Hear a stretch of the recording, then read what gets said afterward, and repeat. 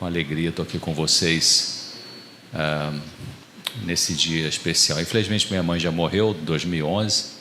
Sinto muita falta dela. Foi uma grande mãe. Como vocês são, né?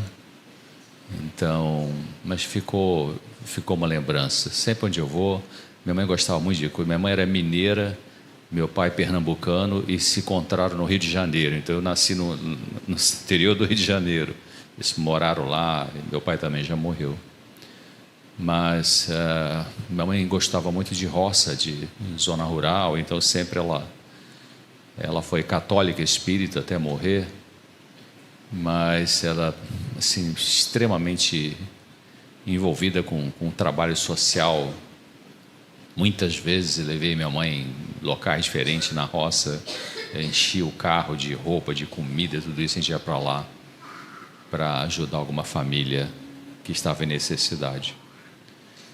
Bom, enquanto coloco o PowerPoint ali, por favor, vocês que estão talvez entrando pela primeira vez num templo adventista, não sei, não conheço vocês, mas sejam muito bem-vindos aqui, bem-vindas. Eu já estive no lugar de vocês, ou seja, eu nasci nessa família muito católica. Meu pai era hipercatólico e minha mãe, como falei, católica espírita. E nós somos 5 filhos, mas eles eram muito, graças a Deus, eles eram muito assim de colocar os filhos no caminho de Deus, sabe? Até onde conseguiram, a gente tinha que ir à missa aos domingos. E depois eu comecei a estudar o Evangelho quando estava na faculdade de Medicina no Rio de Janeiro. Então eu agradeço a Deus por ter nascido nessa família que teve princípios. Meu pai era trabalhador, um cara honesto. Minha mãe sempre cuidou da casa, dos filhos e dos 300 afilhados que ela teve ao longo da vida. Quase que literalmente deve ser isso aí, viu? Então nos colocou dentro assim de um pensamento, de um princípio de vida, de trabalhar, de ser honesto, de ganhar seu dinheiro com seu suor. Então agradeço a Deus por ter tido esses pais e ter nascido nessa família.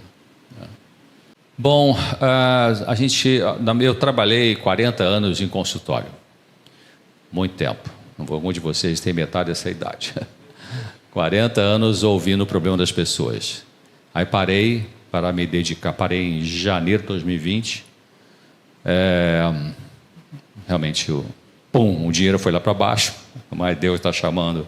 Mais importante não é realmente o dinheiro. E aí, para me dedicar a isso, rádio, TV, palestra, escrever. Agora estou preparando um novo livro. Espero esse ano, se possível, lançar esse novo livro. Vai ser um livro prático. Então, olha só, eu falei de tantos anos de consultório. O marido trabalha fora e a mulher fica em casa e se queixa de solidão. Ou então ela pensa, com quem que eu vou me abrir? Ou qual é o sentido da minha vida? Ou ser esposa é um privilégio, você pode ajudar o marido, entre outras coisas. A importância da maternidade, coisa mais linda que existe, a mulher, mãe, cuidar da sua saúde mental, quando procurar ajuda. Até que ponto você pode ajudar o esposo que não admite que precisa de ajuda? São perguntas que as pessoas trazem, né, ao longo da vida, numa programação como essa, ou no consultório, ou, enfim, mandando pergunta para a TV, para a rádio. Como manter sua saúde mental com sofrimentos na família? Então, são perguntas que as mulheres trazem, e eu queria comentar com você hoje sobre eu botei esse título, Respeito por Você. Respeito por você. Então, repetindo ali, eu tenho meu canal de artigos, drcesar.com, tenho meu canal de vídeos, youtube.com/claramente.nt, e agora estou começando a colocar uns pequenos vídeos no TikTok também. TikTok é um monte de besterol lá, mas tem coisa boa também. Tem coisa boa lá.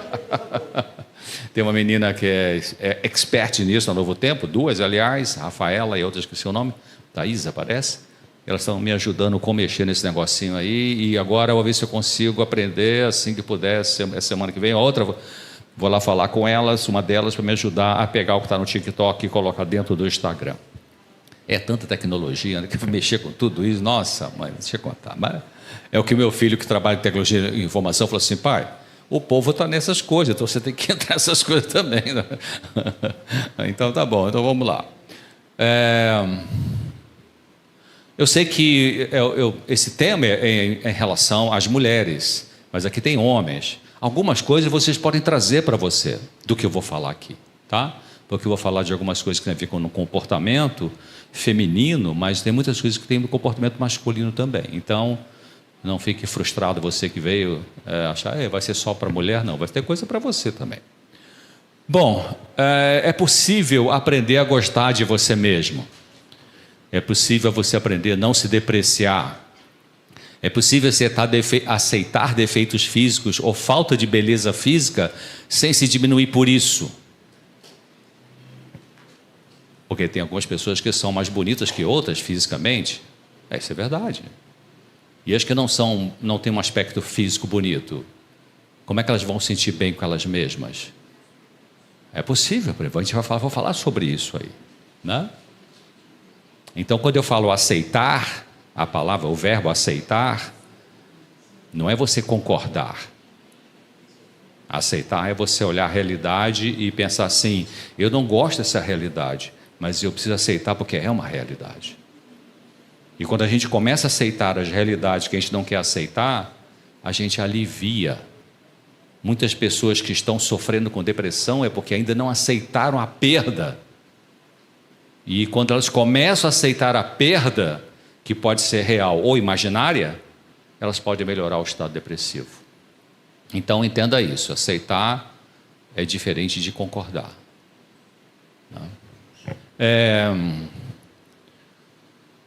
Bom, a gente pode ficar em dois extremos em relação a essa questão de você gostar de você ou você não gostar de você se aceitar ou de você não se aceitar. Um extremo é aquela pessoa que é narcisista, né? Ela é a cara, ela é o tal, né? Ele é o top, tá? Que se sente por cima de todo mundo. O narcisista, todo mundo tem que servir a ele, a ela. A pessoa narcisista tem esse perfil, né? E o outro extremo é a pessoa que tem um autodesprezo. Você elogia e fala assim: que legal, bonito seu paletó. Aí fala: comprei ali no brechó. Parabéns que você passou naquele concurso. Qualquer um passa. Quer dizer, a pessoa, ela se deprecia, ela se desvaloriza. E às vezes tem pessoas que se desvalorizam e acham que isso é ser humilde. Queridos, ser humilde não é você não ter dinheiro também, né? Tem gente que não tem dinheiro, que é pobre, vem no barraco, é arrogante, orgulhoso. E tem gente que é cheio da grana, tem milhões no banco, e é a pessoa simples, né? Então, humildade não é não ter dinheiro. Humildade no sentido de comportamento é você não ser arrogante, não ser metida, né? Então, a gente tem que evitar esses dois extremos, né? Porque a saúde vai estar no meio. Quer dizer, por que vai estar no meio? Porque você pode aprender a gostar de você, mesmo tendo complicações no seu comportamento, como todos nós temos. Eu vou falar baixinho para ninguém escutar. Todos nós temos dificuldade no nosso comportamento. Uns mais, outros menos. Dificuldades mais complexas, outras dificuldades menos complexas. Tem dificuldade que trava mais a sua vida e outro tem dificuldade que não trava muito bem a vida. Você consegue tocar para frente a tua vida. Elon Musk, o cara mais rico do mundo, ele tem 2 diagnósticos psiquiátricos. Ele tem o TEA, transtorno do espectro autista, e ele tem bipolar. Enfim, então, autodesprezo. Como é que você pode se desprezar? Você pode ter autocríticas severas, constantes. Você se critica. Não ser o que você queria ser, ou não conseguir fazer coisas. Então você se deprecia: eu devia fazer isso, eu devia saber aquilo, devia não sei o quê, fulana faz, por que eu não faço? Essa é uma frase que às vezes nós pais usamos com nossos filhos, e é um grande erro, né? Seu irmão faz, por que você não faz? Ei, alô, não compare as crianças, porque são diferentes. Não compare seus filhos. Seu irmão faz, por que você não faz? Pô, mas é diferente. De repente, o que seu filho não consegue fazer e o outro consegue, esse outro aqui não consegue o que o outro consegue. Né? Comparação geralmente é infeliz, porque é injusto. Cada um tem um perfil, tem um jeito de ser. Então, é uma pessoa que foi depreciada, criticada por qualquer erro que cometia na infância. Então, criadas por uma mãe nervosa, criadas por um pai nervoso, criada por uma mãe que não estava muito preparada para ser mãe, né?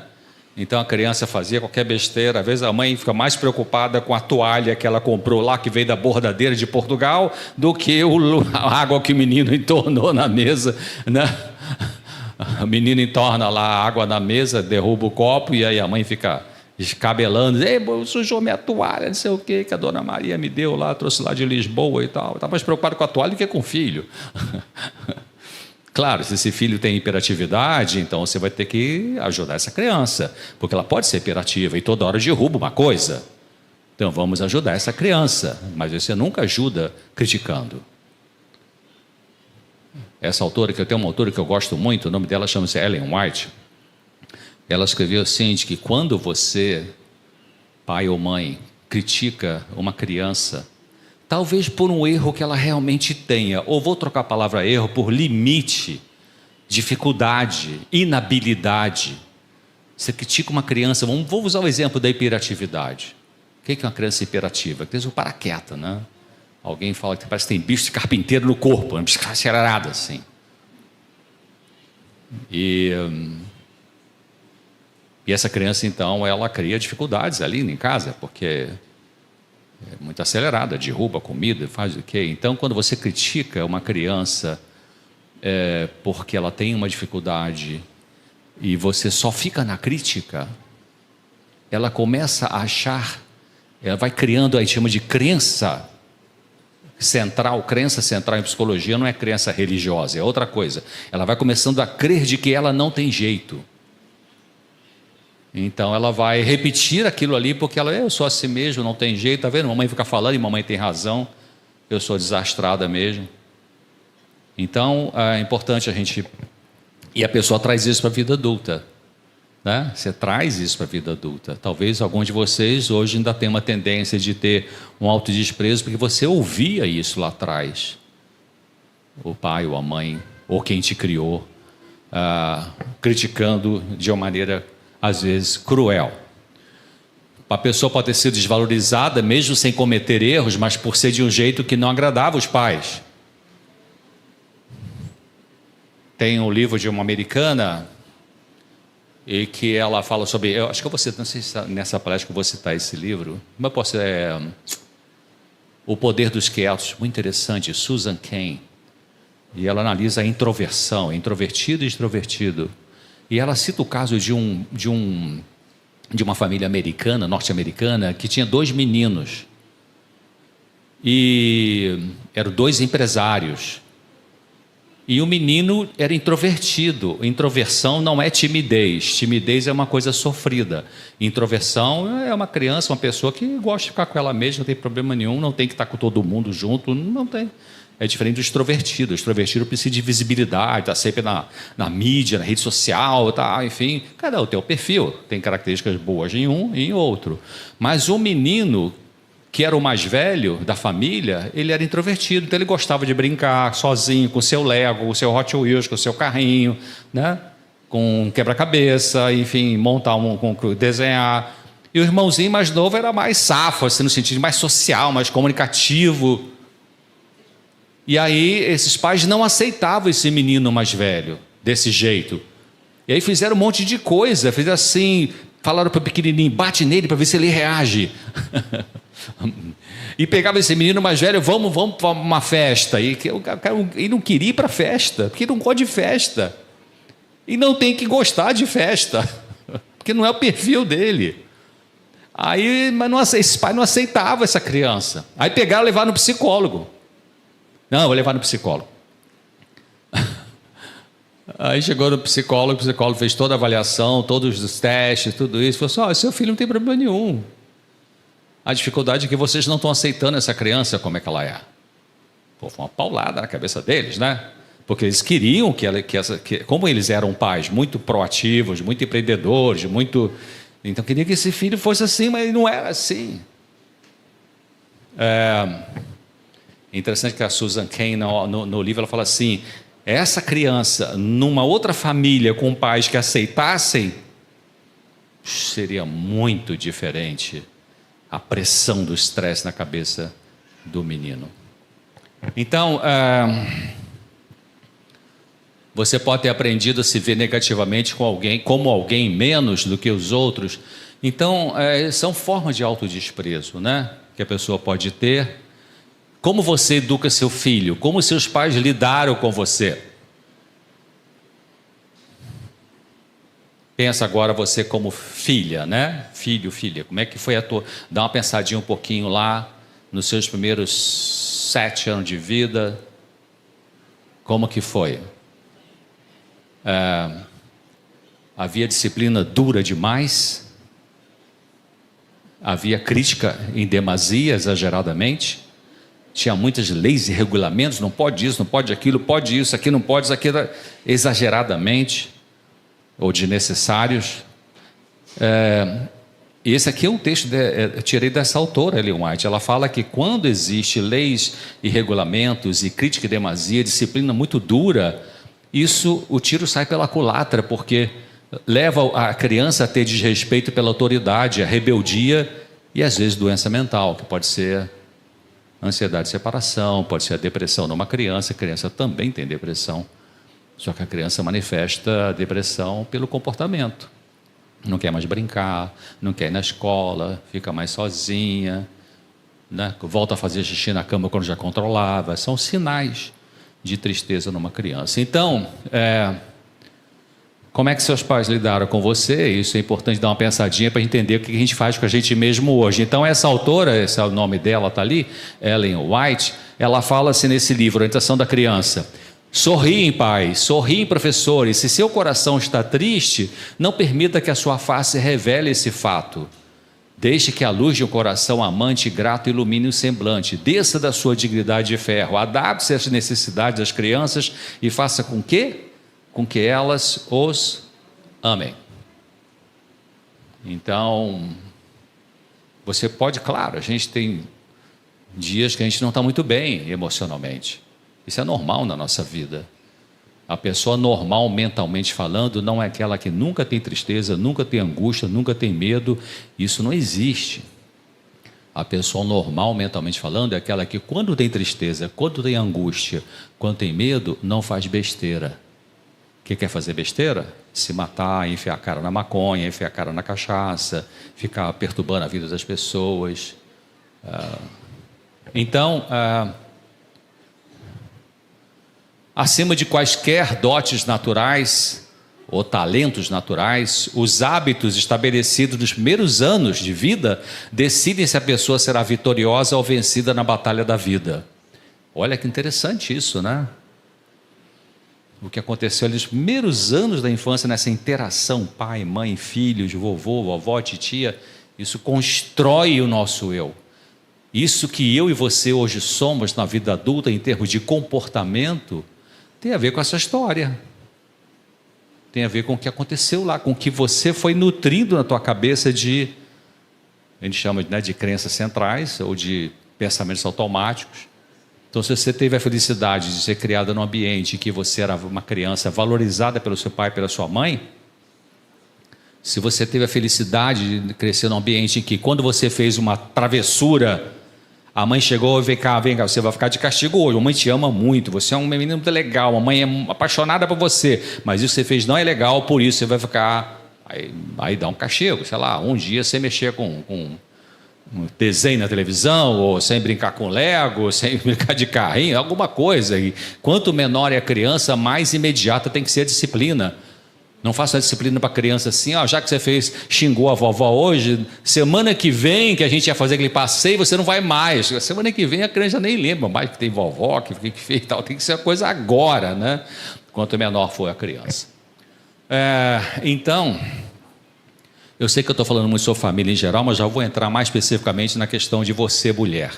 Esse é o livro que eu falei, O Poder dos Quietos, da Susan Cain.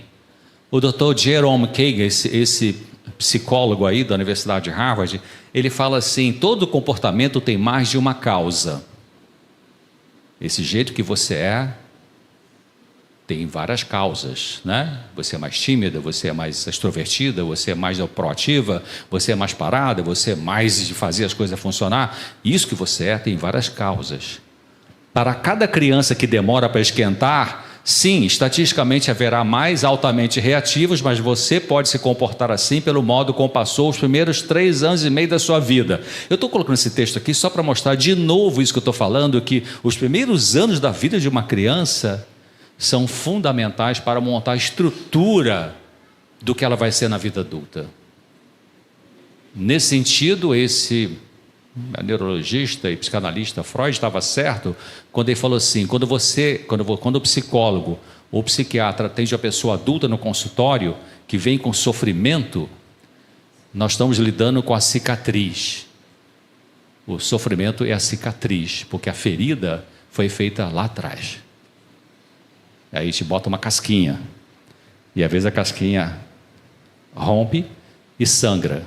E quando sangra, você tem depressão, tristeza, angústia, medo, fobia. Bom, então, vou pular isso aqui que eu já falei sobre isso. Vou pular isso aqui também. Bom, o outro, eu falei sobre autodesprezo, mas também pode ter um excesso de autovalorização. Uma pessoa prepotente, arrogante, presunçosa, né? Será que ela quer compensar de forma inconsciente uma sensação de inferioridade? Às vezes acontece isso. Atendi pessoas que eram brilhantes no seu mundo empresarial, mas ali no consultório assim, eu me sinto tão inseguro, insegura. Então aquela atitude mais arrogante pode ser a defesa do que está por baixo, que pode ser uma sensação desagradável. Então maturidade intelectual, cultural, é diferente de maturidade afetiva, ou seja, uma não acompanha a outra necessariamente. Você pode crescer intelectualmente, estudar, fazer faculdade, mestrado, doutorado, você pode montar uma empresa, ser um grande empresário, empresária, mas não saber lidar com as suas emoções. Então falta esse aspecto, né? De novo, usando o exemplo de Elon Musk, ele tem um transtorno do espectro autista e tem transtorno bipolar. No transtorno bipolar, talvez predomine nele mais a fase eufórica, a gente chama de fase maníaca. Ele fez uma fábrica de foguete. Imagina, olha que ideia megalomaníaca. Isso é típico de um bipolar, né? O bipolar, ele tem sabe, na fase eufórica, tem bipolar 1, bipolar tipo 2. Ele é talvez o 2, porque o 1 é destrambelhado, o 1 não dá para funcionar. Mas o 2, a gente chama de hipomaníaco, né? Muita gente de Brasília que está aí governando o país tem esse problema também. Não é verdade? Então, o pior é que não aceita que tem. Aí o povo sofre. Então,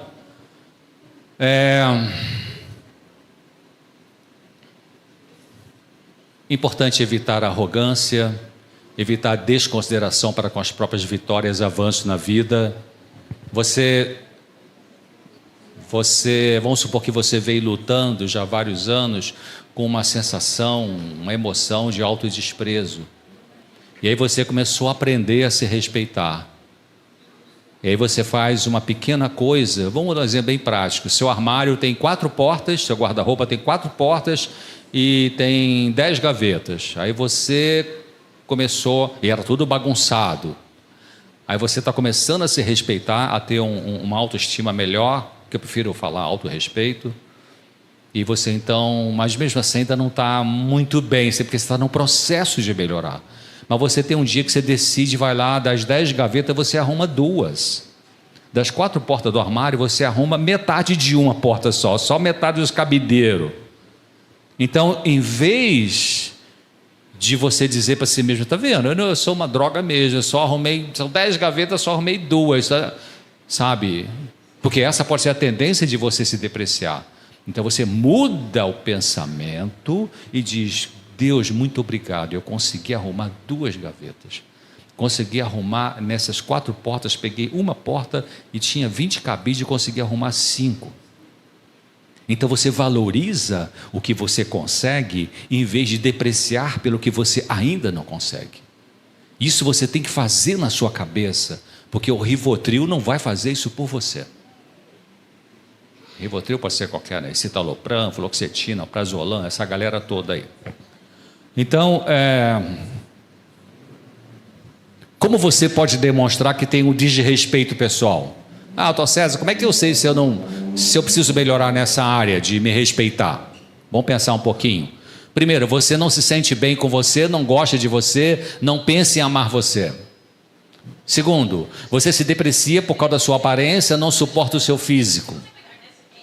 Terceiro, você se acha estúpida, incompetente, sem talento e seus pensamentos, acha que seus pensamentos são errados e são impróprios. Não vou falar nada porque o meu pensamento não tem muita importância, a minha ideia não tem muita importância. Alô, tem importância sim.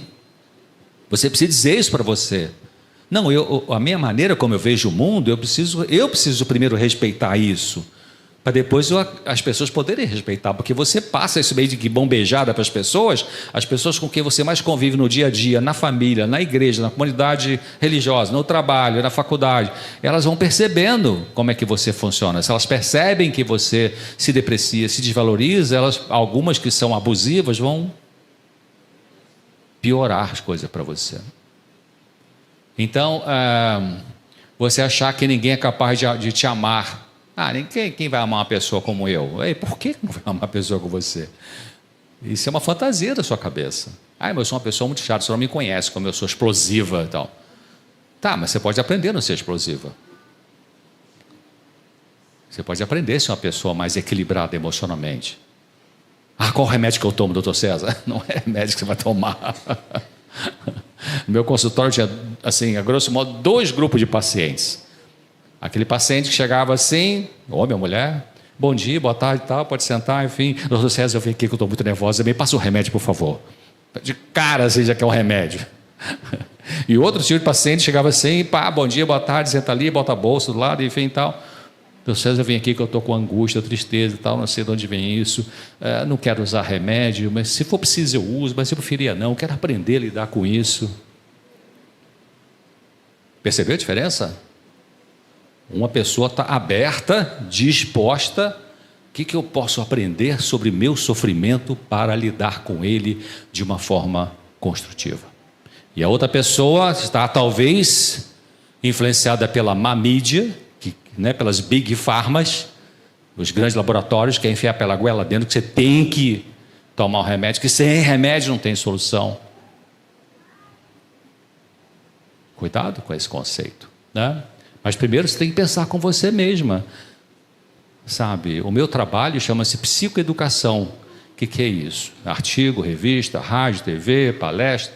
Ensinar as pessoas a lidar com seus sentimentos, com seus pensamentos. Então, como você pode demonstrar de respeito pessoal? Um pouquinho mais. Mesmo que seus sentimentos não sejam errados, você pode achar que eles não importam. Você se desvaloriza. Achar que suas necessidades não são importantes e ter vergonha de seus desejos. O que eu falei ali no final? Desejos o quê? Sadios. Preste atenção nisso. Sadios. Não estou falando desejo de carência emocional. Pessoas carentes nunca se satisfazem. Alguns empresários que nunca satisfazem com o que ganha. Tem dinheiro para viver 5 vidas de 100 anos cada uma, no top de luxo, e está doido para chegar segunda-feira porque tem que trabalhar, tem que ganhar mais.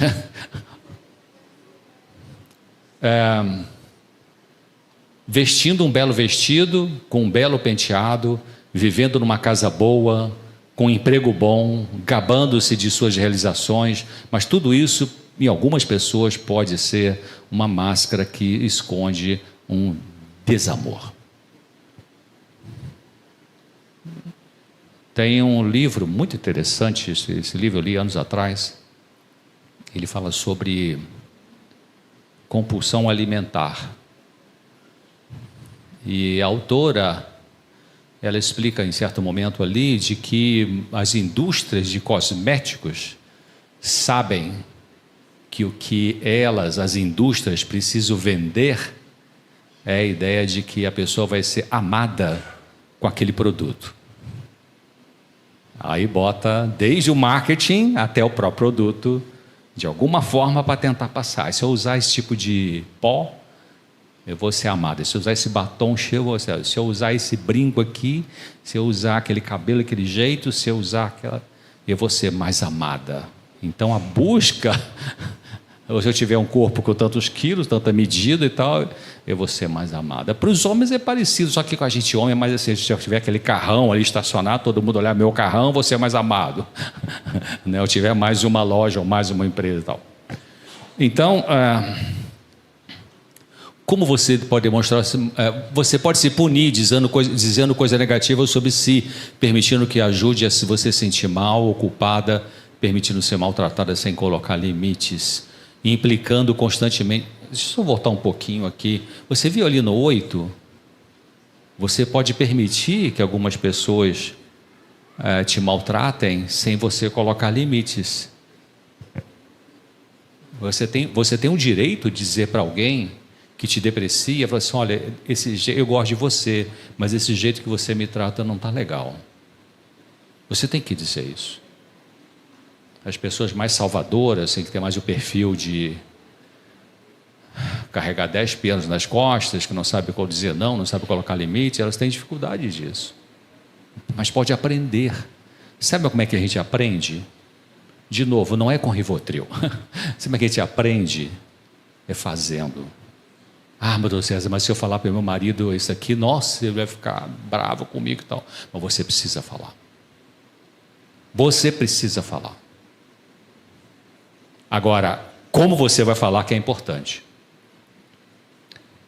Eu aprendi uma frase, eu estava estudando, trabalhando nos Estados Unidos, vi uma frase em inglês que traduzindo em português, bem interessante. Diz assim, diga o que você quer dizer, vírgula. Dê sentido ao que você diz, vírgula, mas não diga de forma agressiva. Eu vou repetir. Diga o que você quer dizer. Porque, sabe por que é importante isso? Parece uma besteirol, mas não é. Porque às vezes você tem uma conversa com o seu cônjuge, com uma pessoa, com alguém, uma conversa um pouco mais difícil, com o seu patrão, com o seu chefe, com o seu colega de trabalho, com o seu esposo, com o seu filho. Uma conversa um pouco difícil e que ali você precisava dizer alguma coisa e você não disse, aí passou o tempo, passou aquela hora, e você depois o que fala assim, por que eu não disse aquilo? Eu devia ter aproveitado a chance, não é? Porque depois para criar outra chance nem sempre é fácil, né? De criar o clima, de você encaixar aquela frase. Por isso que então esse pensamento fala assim, diga o que você quer dizer. Segundo, dê sentido ao que você diz. O que significa isso? Bom, por que você está dizendo isso? O que você quer dizer com isso que você vai falar para a pessoa? Qual o sentido que você vai dizer? E uma dica para vocês, mulheres. Eu estava uma vez no programa com a Darleide e no intervalo, na TV, ela disse, doutor César, quer dizer que nós mulheres temos que ser mais objetivas, não é? No nosso diálogo com o marido, é isso? Eu falei, é isso, ponto. Vamos embora para casa agora, já entendeu o assunto. O que é isso? Porque às vezes você, mulher, com todo o seu coração puro, pode falar para o teu marido assim, querido, eu não sinto que você me ama. Aí o cara escuta essa frase assim, meu Deus, o que é isso, né? É sexo, é dinheiro, é mais filho, é viagem, é passeio, é deixar a mãe dela vir aqui mais vezes em casa, é o que é? Então seja objetiva, específica. Então, repetindo, diga o que você tem que dizer, dê sentido ao que você diz, mas não diga de forma o quê? Agressiva. Gritando. Já falei com você é um marido, não sei o que, só se interessa pelo... Ei, para com isso. Já perdeu. Agrediu, perdeu.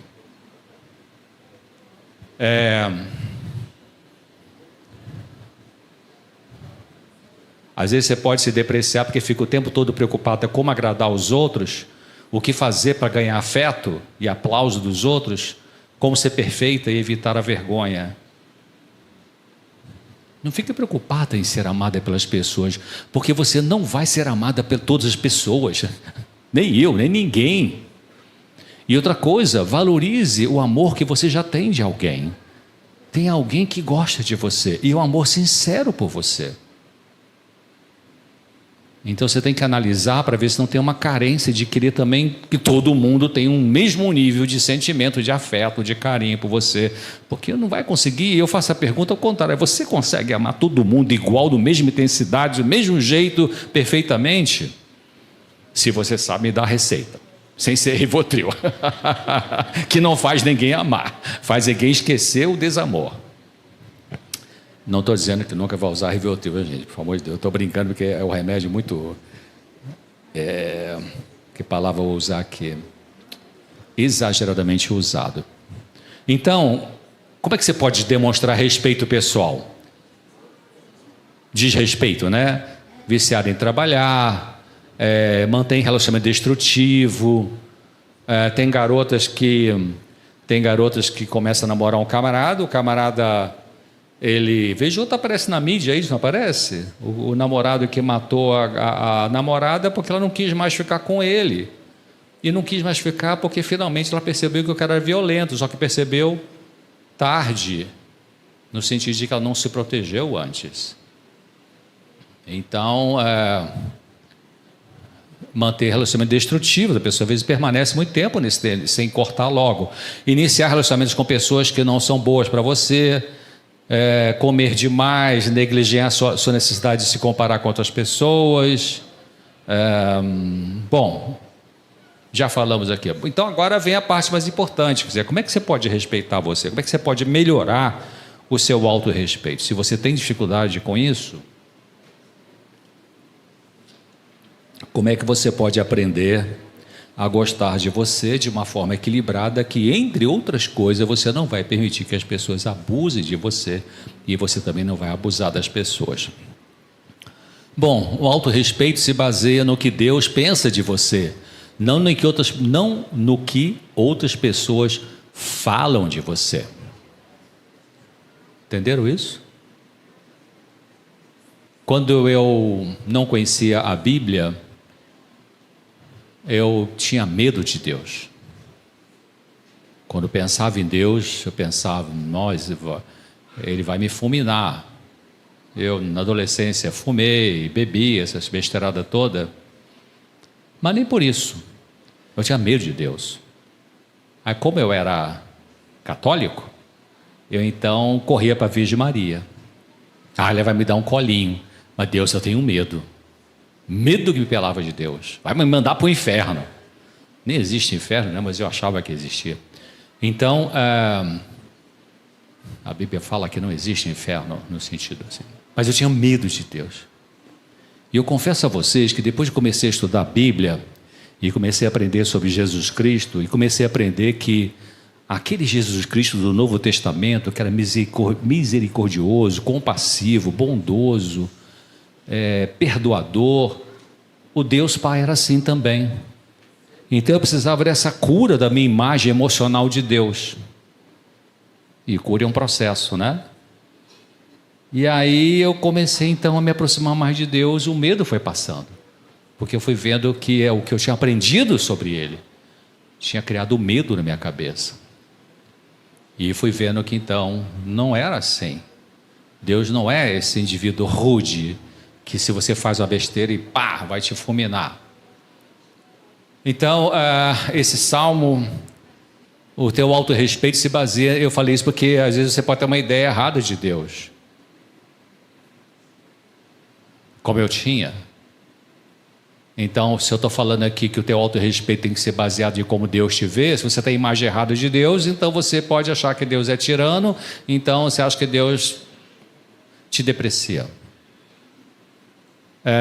Mas não é assim.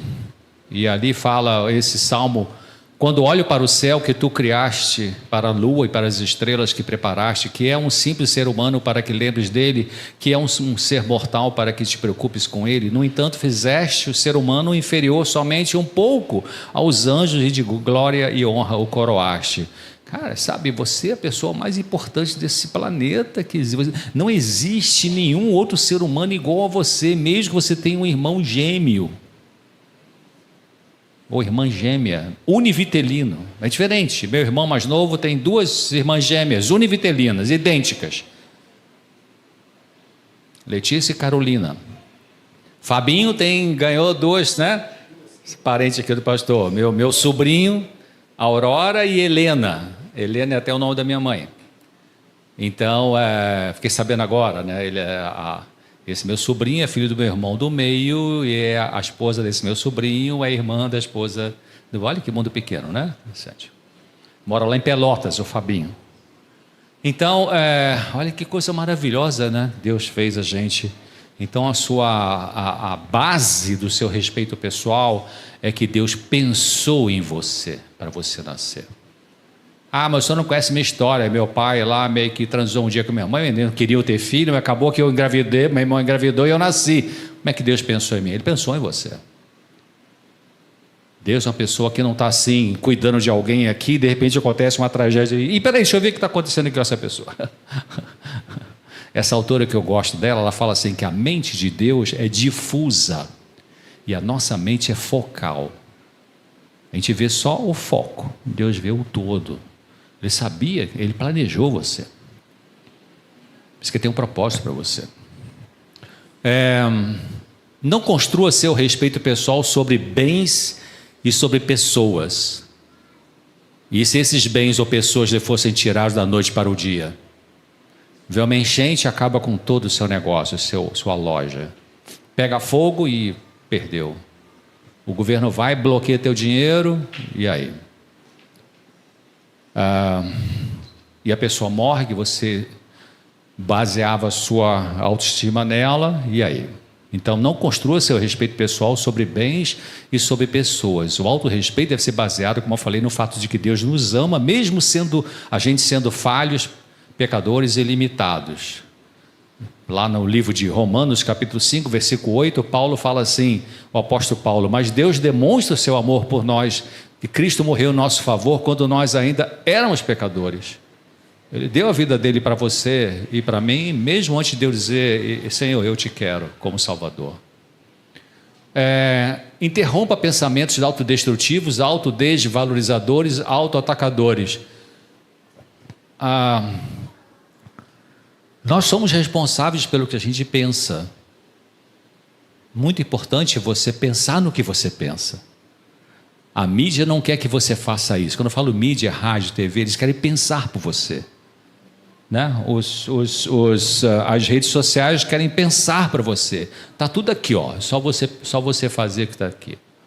Nós temos que pensar. Quando você for ao médico da próxima vez, faça perguntas. Com respeito, mas faça perguntas. É verdade que tem alguns médicos que não querem responder as perguntas. Eu sou médico e eu estou falando que você tem que tomar um remédio. É uma coisa horrível isso, né? Não devia nem ser médico esse cara. Mas você precisa pensar. Se você pega, que tem com frequência alguns pensamentos autodepreciadores, você precisa parar e pensar nesse pensamento. Por que eu estou pensando isso de mim mesma? Por que eu estou pensando dessa forma assim? De onde vem isso? Né? Então você dá 2 passos para trás e olha o teu pensamento. O Dr. Augusto Cury, num dos livros dele, ele fala assim: você saia do palco, vai ali embaixo, senta na cadeira e olha você. Uma alta análise, né? Por que eu estou pensando nisso que eu estou pensando? A gente tem que fazer isso, porque a medicação não vai fazer isso por você. Você fez besteira, isso não faz de você uma pessoa fundamentalmente errada.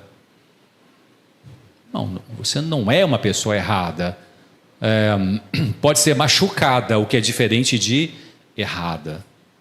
Não tem um ser humano errado. Tem um ser humano machucado, que porque está machucado, pode fazer besteira. A besteira é a demonstração de que está machucado. Não encontrou ainda uma outra forma de funcionar melhor, mas pode aprender. Uma pessoa machucada por outros ou por si mesma ainda pode amar a si mesma e se respeitar. Aquela mulher que foi pegar água no poço meio-dia, que era um calor de torrar, não ia de manhã cedo que todo mundo ia, que estava fresquinho, ou no finalzinho do dia que estava mais fresquinho. Ela foi meio-dia, aquela mulher que Jesus sentou lá e pediu água para de beber, aquela samaritana. O que acontecia com ela em relação a isso que eu estou falando aí? Ela era machucada, ela também tinha machucado porque tinha tido vários casamentos e chutou o balde, E ela tinha vergonha. E por isso que ela foi buscar água. Ela ia buscar água numa hora que não tinha ninguém no poço. Ela tinha vergonha de encontrar com alguém e que sabia da história dela. Mas Jesus sentou naquela beirada do poço ali e pediu água para ela. Ela ficou espantada, porque ele era judeu, e judeu não falava com o samaritano, ainda mais mulher. Então ele quebrou esse preconceito e mostrou para ela você, e ele contou a história dela, por isso que ela falou, você é profeta? Você está sabendo a minha história? Sabe que eu tive vários maridos? E ela ficou tão empolgada que ela saiu correndo para a cidade para contar para o povo e esqueceu a água que precisava levar para casa. E a atitude dele foi de que você fez muita besteira assim na vida, mas você é uma pessoa de valor. Muito lindo isso, né? Você é uma pessoa de valor. Jesus pediu água, não foi para ele, pediu água para ela, né? Então, agora você vai fazer o melhor que puder ao sair dessa palestra. Diga agora para si mesmo, não precisa falar em voz alta, eu não sou uma pessoa errada. Comece a pensar nisso. Muitas vezes atendendo um paciente no consultório, e aí, em algum momento da consulta,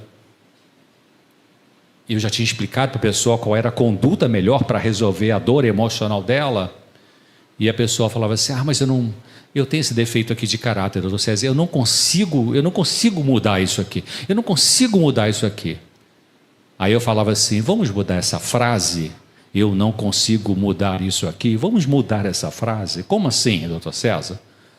Vamos fazer assim, eu não consigo mudar isso ainda. Opa, já muda de figura, né? Eu não consigo mudar isso ainda. O que você diz para você tem um peso importante no seu comportamento. Se você vive dizendo, eu não consigo isso, não consigo isso, não consigo isso, não consigo isso, você vai enterrando mais fundo na sua mente a impossibilidade.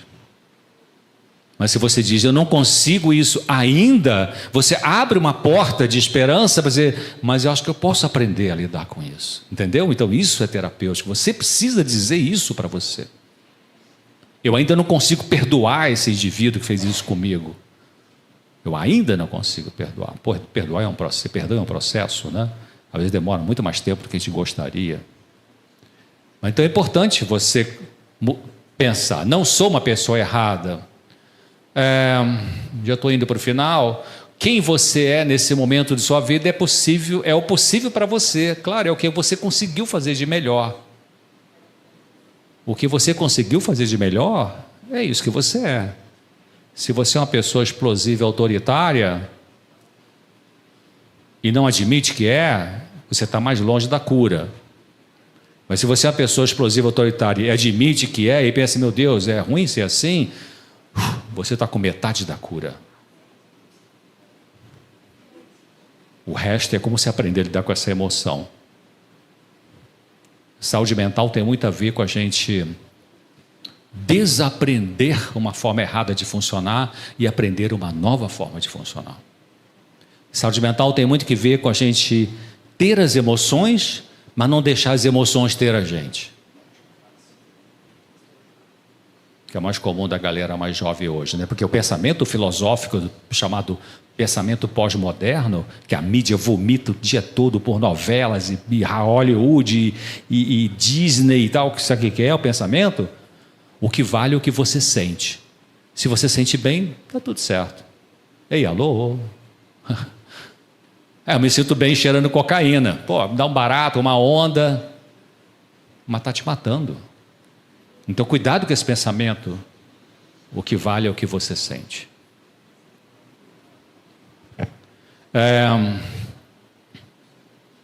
Aqui. Deixa eu pular aqui. Então, vamos adiantando. Comece a aprender a deixar de fazer as coisas que magoam você. Preste atenção nisso, né? Você talvez já tenha aprendido. Sempre que eu faço aquilo, eu me sinto mal comigo mesma. Então você precisa mudar esse comportamento. Não é tomar mais um comprimido, é mudar o comportamento.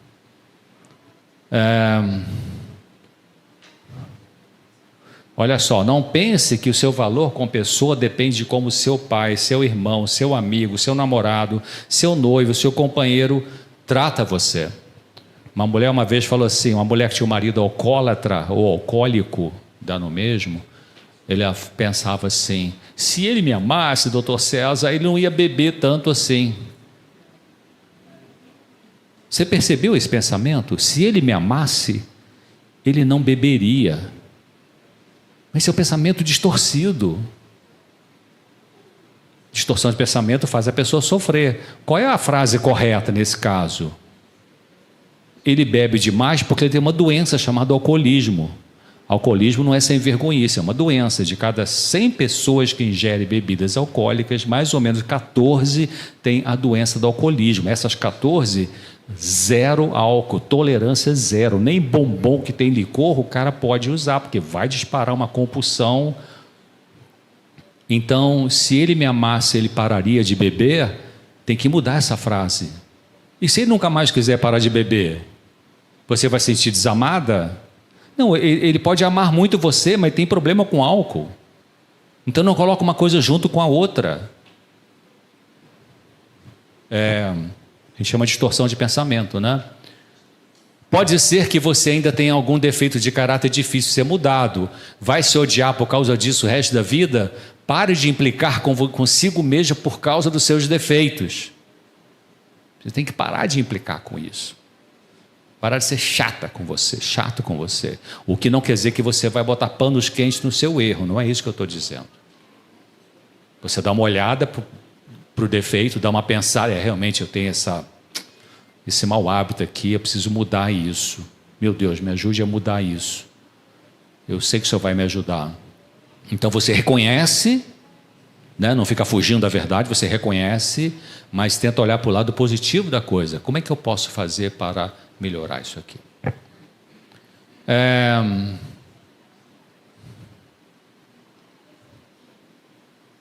Aprenda a cuidar de você, apreciar a sua vida, amar-se, aceitar-se com os defeitos que tem e com os pontos fortes e fracos. A Bíblia nos mostra que devemos ser tratados respeitosamente por nós mesmos e pelos outros, mesmo tendo defeito de caráter. É assim que Jesus lidava e lida com as pessoas. Jesus, quando atendia um dependente químico, ele não falava assim, vai lá não sei aonde, na comunidade terapêutica e tal, se trata e depois vem falar comigo. O cara era um fofoqueiro, né, pastor? É muito fofoqueiro. Vai lá, resolve sua fofoca lá, depois você vem aqui que eu vou te ajudar a encontrar o caminho do céu. O que ele falou para aquela mulher que era abusada pelos camaradas que transavam com ela e que foram acusá-la para ele?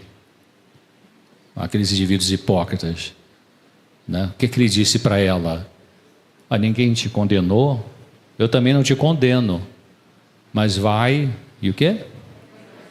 Não peques mais. Não está escrito na Bíblia, mas eu consigo ler que a frase não termina aí, vai, não peques mais. Eu consigo ouvir Jesus falando assim para essa mulher e para mim, para você, assim, vai e não peque mais, mas deixa eu ir junto com você, porque se você for sozinha, você vai pecar de novo. Porque tem certas situações de compulsão na nossa vida que só um poder superior a nós mesmos vai resolver. E esse poder superior a Bíblia chama de graça de Jesus.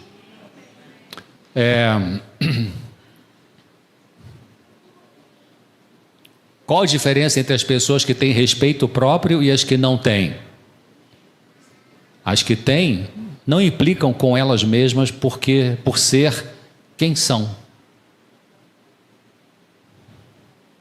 Você não é uma pessoa de segunda classe porque erra, mesmo que seu marido ou outra pessoa lhe diga isso. Entendeu? Não fique esperando dele frases que seria bom que ele falasse, claro, e precisa aprender a falar frases de elogio, de respeito, de valorização, mas não fique esperando isso para você sentir que você é uma pessoa de valor. Porque senão você se coloca na mão do outro para se sentir bem. Isso é uma armadilha, né? As pessoas que gostam e amam você não são tolas ou inferiores por isso. As pessoas que parecem melhores que você podem ser parecidas com você, só que você só valoriza o outro, não valoriza você. Provérbios 23, 7 é interessante, ali fala, porque como imagina em sua alma, em sua mente, seu pensamento, assim ele é. Quer dizer, a gente se torna muito parecido com aquilo que a gente mais pensa. No que você mais pensa? Se você vive pensando em dinheiro, você fica uma pessoa fria, calculista. Se você fica pensando em comida, você vai ficar obeso. Se você fica pensando só em romance, você fica no mundo da lua. Se você só pensa também em títulos acadêmicos, você vira uma pessoa teórica. O que a gente mais pensa, a gente se torna parecido com aquilo que a gente mais pensa. Por isso que é importante a gente avaliar o que a gente pensa.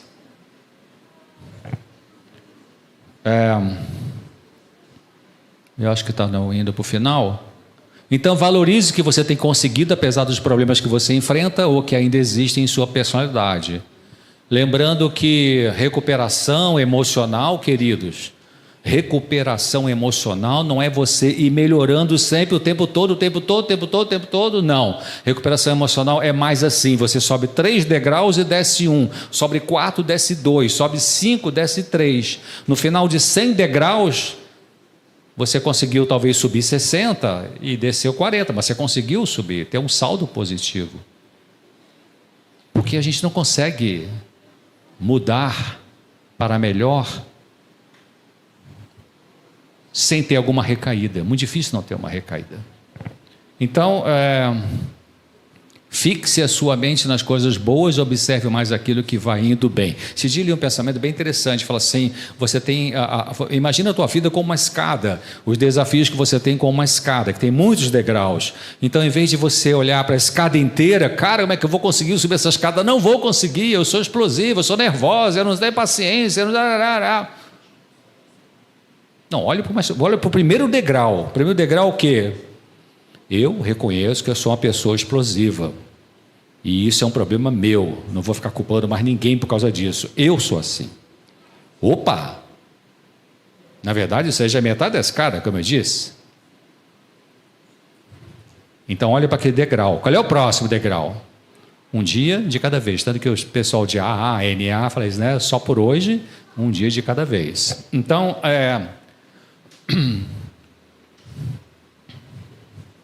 estou terminando com Filipenses, a carta de Paulo aos Filipenses, capítulo 4, versículo 8. O que Deus fala ali para mim e para você? Finalmente, irmãos, tudo que é verdadeiro, tudo que é respeitável, tudo que é justo, tudo que é puro, tudo que é amável, tudo que é de boa fama, se alguma virtude há e se algum louvor existe, seja isso que ocupe o quê? Olha a receita que Deus dá para você nessa noite. O que vai ocupar o seu pensamento? E só você pode trabalhar com o seu pensamento. Não é seu pai, não é sua mãe, não é seu marido, não é seu filho, não é seu tio, não é seu pastor, não é seu colega de trabalho. Você trabalhar com o seu pensamento.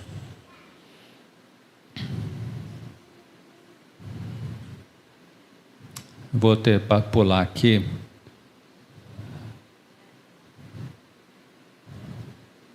Você não é perfeita porque ninguém é. Você não pode fazer com que os outros sejam perfeitos. Mas apesar disso, você é digna de amor, de respeito e de alegria. Interessante, né? Essa autora, ela é uma autora que estudou americana, psicóloga americana. Ela desenvolveu um novo traço de personalidade chamado Pessoas Altamente Sensíveis, Elaine Aron. Tem alguns livros bons dela. E traduzindo em português, ninguém é totalmente mau. Ou seja, mesmo que você seja uma pessoa complicada, tem alguma coisa aí que Deus está querendo trabalhar com você para puxar para fora, para predominar, então, essa atitude positiva. Eu fui convidado, já fui 2, 3 vezes na penitenciária de Tremembé, lá em São Paulo. Tem um casal adventista que faz esse trabalho de todo domingo, tem 10 anos que eles vão para lá, na parte penitenciária 2, onde ficam os homens, e fazem um trabalho lá. Então ele, um pastor da região de Taubaté, Tremembé, Taubaté, um outro José, que é um empresário que tem uma empresa lá também, dá esse apoio, e eu já fui lá e fiz uma palestra para eles, para os presos. Vocês têm que passar por 7 portões. Falei assim, meu Deus, estou aqui dentro nas suas mãos. Deus tirou, não tive medo não. E ficou gente, sabe aqueles Nardoni que jogou a filha pela janela, estava lá, e não nessa época, a hora que eu fui. Quem está agora lá e que assistiu a palestra que eu fiz foi o Robinho, né? O Robinho da Seleção do Brasil, está lá. E evangélico ele. Então, olhando aquele povo ali, conversando um pouquinho com um, com o outro, tem um que está preso lá por causa desse 8 de janeiro, 1 ano preso sem ser julgado, professor de história. E eu entendi essa frase. Alguns se converteram ao evangelho. Um veio falar comigo, os pais moram em Mogi, ele recebeu estudo bíblico, se tornou adventista. Você quer que leve alguma coisa para os seus pais? Não, está tudo certo, está tudo bem. Então, aquele cara que foi expulso do céu, ele pode querer dizer para você, você não tem jeito, você está perdida, você, sabe, nem todo mundo é totalmente mau. Eu diria assim, uma frase perigosa, mas de que todo o potencial do mal está aqui dentro, de mim e de você. É só ter chance e você se deixar levar por aquele cara, você faz essas besteiras. E eu também. Então,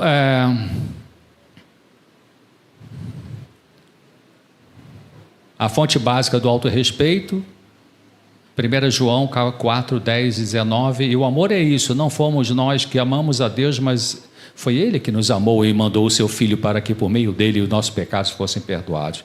Nós amamos porque Deus nos amou primeiro. Então está aí, Jesus com essa mulher, Maria, foi buscar água no poço, e você talvez veio buscar uma água hoje. Eu espero que você saia com água que eu não tenho condição de te dar, mas Jesus tem condição de te dar.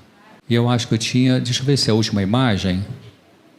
Essa é a TV Novo Tempo, né? Pega nesses canais aí, Sky 31, Oi 1, NET 184, Claro 27, Vivo 240, Vivo Fibra 401. E feliz Dia das Mães para vocês. Aí é Jesus e a mãe dele, né?